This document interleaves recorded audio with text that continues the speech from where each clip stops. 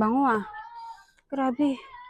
Gusto ko yung amoy niya. So guys, tamang-tama kasi dumating na 'tong hinihintay kong Magic Crystal Cup Aromatherapy. So ilalagay ko kasi ito dito sa sasakyan namin. So nakita ko kasi sa TikTok to eh. Dami niyang sold.